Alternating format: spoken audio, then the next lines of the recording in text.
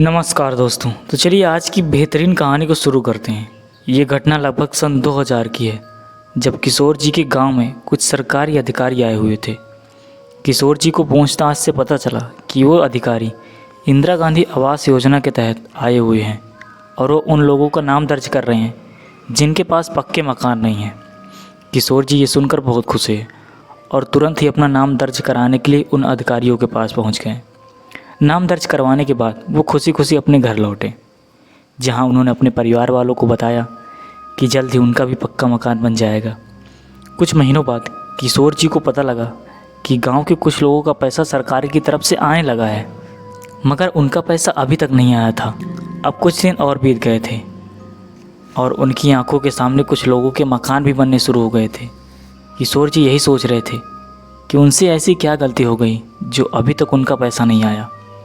फिर एक शाम गांव के ही एक आदमी ने, जो गांव के प्रधान का बेहद ही करीबी था, उसने बताया कि इस सिलसिले में तुम्हें गांव के प्रधान जी से मिलना होगा, वही बता सकते हैं कि तुम्हारा पैसा अभी तक क्यों नहीं आया। लिहाजन किशोर जी प्रधान जी से उसी वक्त मिलने चले जाते हैं। प्रधान जी से बात करने पर किशोर जी को पता चला कि उनका नाम लिस्ट में तो आ गया है, मगर प्रधान जी ने अपनी ओर से अभी मंजूरी नहीं दी और मंजूरी के लिए किशोर जी को प्रधान जी की कुछ शर्तें माननी पड़ेगी। जैसे कि जितना पैसा आएगा वो सारा पैसा प्रधान जी को ला कर देंगे और प्रधान जी अपने हिसाब से किशोर जी का घर बनवाएंगे। ये सुनकर एक पल को किशोर जी को लगा कि ये सब तो गलत है, मगर उन्होंने ये सोचकर हाँ कर दिया कि कुछ न मिलने से तो अच्छा है कि कुछ मिल जाएगा। लगभग 15 दिनों के भीतर किशोर जी को इंदिरा गांधी आवास योजना के तहत पहला किस्त उनके खाते में आ गया और उन्होंने वादे के अनुसार सारा पैसा प्रधान को दे दिया, जिन्होंने पैसा लेने के बाद किशोर जी के घर का काम भी शुरू करवा दिया। ये सिलसिला 3 किस्तों तक चला। तीसरा और आखिरी किस्त प्रधान जी को देने के बाद किशोर जी को इंतज़ार था घर का काम पूरा होने का, मगर बीच में ये काम रुक गया था। मगर अभी तक घर के बहुत से काम बाकी थे, जैसे कि प्लास्टर, दरवाज़ा और खिड़कियों का लगना। जब कुछ दिनों तक घर का काम आगे नहीं बढ़ा तो किशोर जी प्रधान जी के पास पहुँचे ये पूछने के लिए कि आखिर काम क्यों रुका है, जबकि उन्होंने तो पूरे पैसे दे दिए हैं।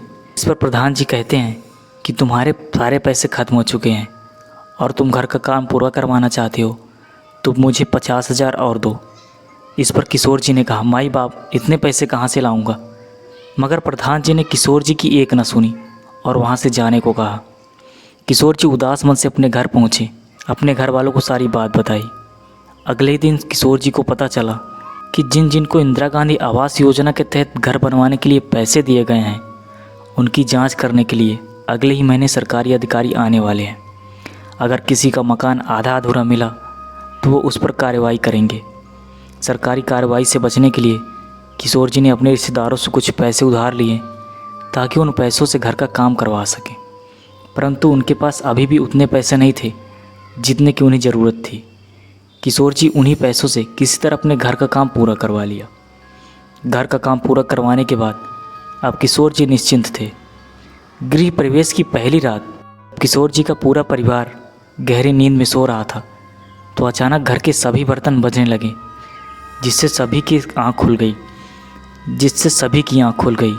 बर्तनों को यहाँ वहाँ उड़ता देख बच्चों के साथ किशोर जी भी काफ़ी ज़्यादा डर गए। जब किशोर जी ने वहाँ से भागने के लिए दरवाज़ा खोलने की कोशिश की तो दरवाज़ा नहीं खुला। परिवार के सदस्य अपने बचाव के लिए ज़ोर ज़ोर से चिल्लाने लगे ताकि कोई उनकी आवाज़ सुनकर उनकी मदद के लिए आ जाए, मगर काफ़ी देर तक उनकी चीख पुकार के बावजूद भी कोई उनकी मदद के लिए नहीं आया, मानो उनकी आवाज़ कमरे से बाहर ही ना जा रही हो। परिवार के सदस्य घर के एक कोने में जाकर बैठ गए। कुछ देर बाद बर्तनों की आवाज़ बंद हो गई और दरवाज़ा भी एकदम से अपने आप खुल गया। दरवाज़ा खुलते ही किशोर जी और बाकी सदस्य बाहर भागे। घर के बाहर भागने के बाद उन्होंने पाया कि घर के बाहर कोई भी नहीं है। किशोर जी ने मदद मांगने के लिए अपने पड़ोसियों के दरवाजे भी खटखटाए, मगर किसी ने दरवाज़ा नहीं खोला। जब किसी ने भी दरवाज़ा नहीं खोला तो वे अंत में थक हार कर अपने घर के बाहर बैठ गए। काफ़ी देर बाद किशोर जी ने किसी तरह हिम्मत जुटाई और वापस घर के भीतर गए। अभी किशोर जी घर के भीतर गए ही थे कि वे ज़ोर से चीखे और इसी चीख के साथ दरवाज़ा तुरंत ही अपने आप वापस बंद हो गया। किशोर जी के परिवार वालों ने दरवाज़ा खोलने की लाख कोशिश की, मगर वो दरवाज़ा नहीं खुला। किशोर जी के घर वाले उन्हें लगातार आवाज़ दे रहे थे, मगर अंदर से कोई आवाज़ नहीं आ रही थी। अब तक सुबह हो गई थी और गांव वाले भी अपने घर से बाहर निकलने लगे थे। थोड़ी ही देर में उनके घर के आगे भीड़ लग गई।